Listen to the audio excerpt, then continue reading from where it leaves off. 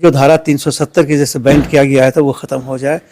और लोग कहते थे अगर ऐसा इस धारा को लागू किया गया, ख़त्म किया गया तो खून की नदियां बहेगी, एक बूंद खून ज़मीन पे नहीं आया।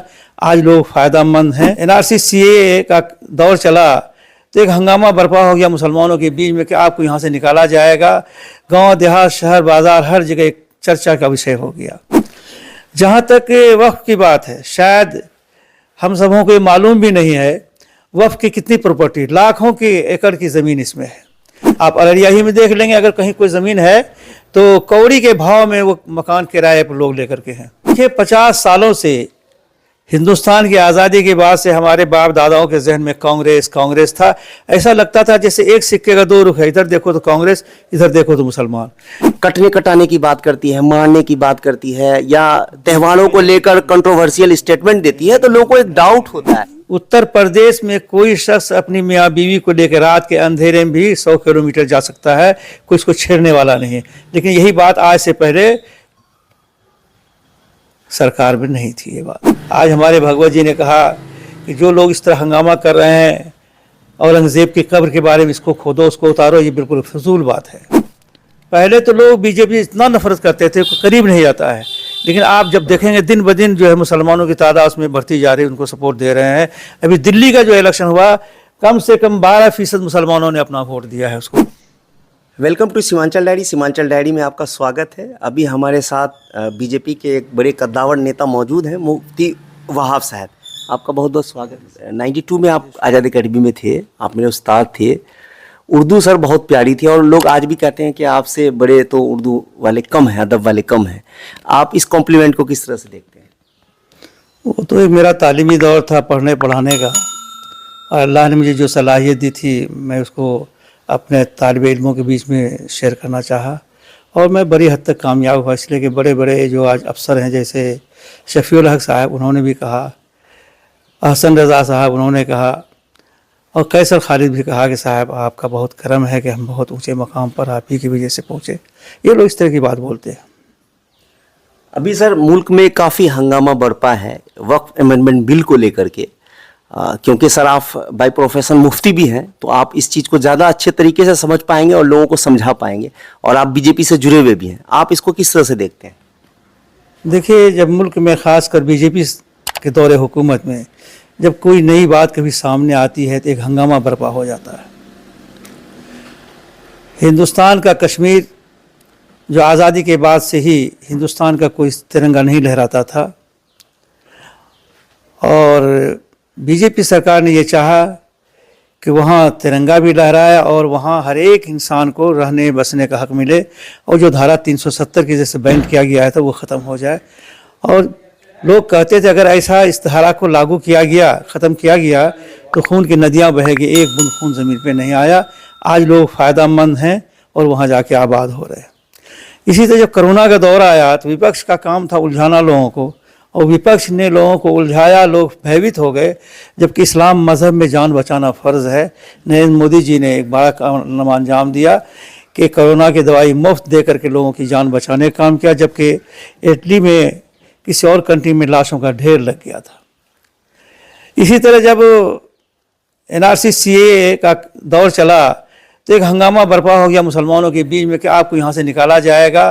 गांव देहात शहर बाज़ार हर जगह एक चर्चा का विषय हो गया। ख़ासकर शाहीन बाग में तो लगा कि साहब मैदान जंग है। आज भी कुछ लोग उस बगावत के जुर्म में जेल में सड़ रहे हैं, लेकिन क्या ऐसा हुआ किसी एक मुसलमान को, मेरे ही बिहार में आप साबित कर दें किसी को इस देश से बाहर निकाला गया हो? ऐसा कुछ नहीं हुआ। जहाँ तक वक्फ की बात है, शायद हम सबों को ये मालूम भी नहीं है वक्फ की कितनी प्रॉपर्टी, लाखों की एकड़ की ज़मीन इसमें है। अगर इसको बेहतर ढंग से इस पर काम किया जाता तो हिंदुस्तान में बड़ी बड़ी यूनिवर्सिटी, बड़े बड़े college, medical college, engineering college, बड़ा बड़ा हॉस्पिटल होता, लेकिन आज तक कुछ नहीं हुआ। हुकूमत का मंशा है कि हम इसको अच्छे ढंग से लाएं, और आज के तारीख में नायडू जी ने भी कुछ अमेंडमेंट के कुछ सुझाव दिया है, नीतीश जी ने भी सुझाव दिया है, पार्टी ने उसको एक्सेप्ट किया है। देखिए, अल्लाह चाहेगा तो अच्छा ही परिणाम होगा इसका।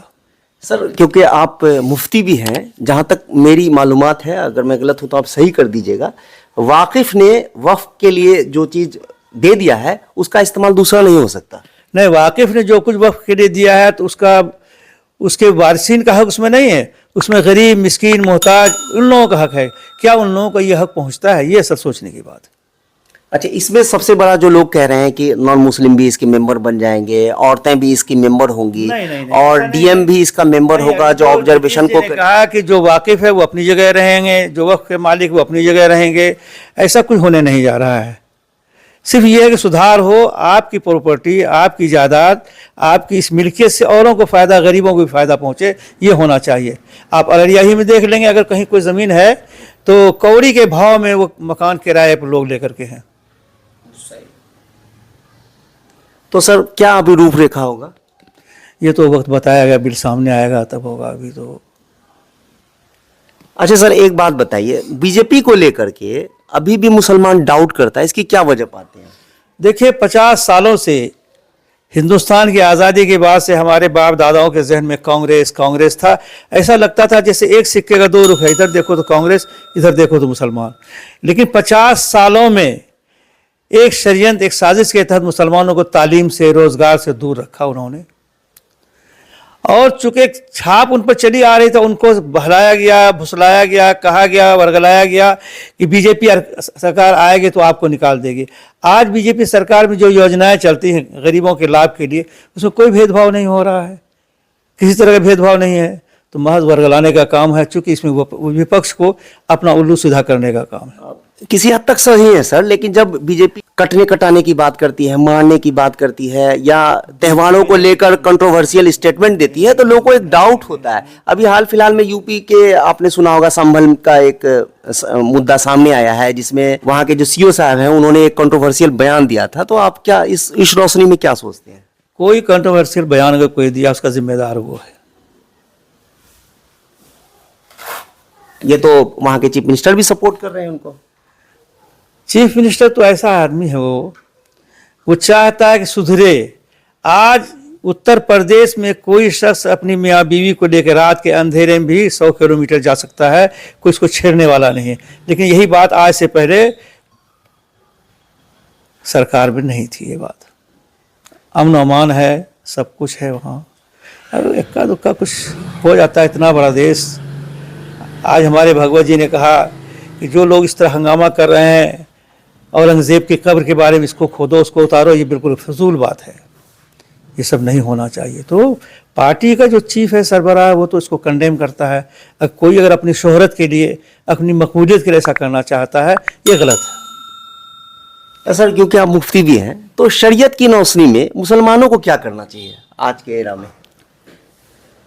मुसलमानों को पहले तो लोग बीजेपी इतना नफरत करते थे, करीब नहीं आता है। लेकिन आप जब देखेंगे दिन ब दिन जो है मुसलमानों की तादाद उसमें बढ़ती जा रही है, उनको सपोर्ट दे रहे हैं। अभी दिल्ली का जो इलेक्शन हुआ, कम से कम 12% मुसलमानों ने अपना वोट दिया है उसको। तो मुसलमानों को समझना चाहिए, अभी लंबे समय तक सरकार बीजेपी की रहेगी, उनके साथ लग करके, उनके साथ जुड़ कर उनसे फ़ायदा लेना चाहिए, अपने बच्चों का भविष्य को सुधारना चाहिए। लास्ट में आप कोई मैसेज हमारे दर्शकों के लिए? मुल्क में अमन हो, शांति हो, भाईचारगी हो, सब मिलजुल कर रहें और गंगा जमुनी तहजीब हो, यही हम चाहेंगे। आपने हमसे बात किया, आपका बहुत बहुत शुक्रिया। शुक्रिया आपका।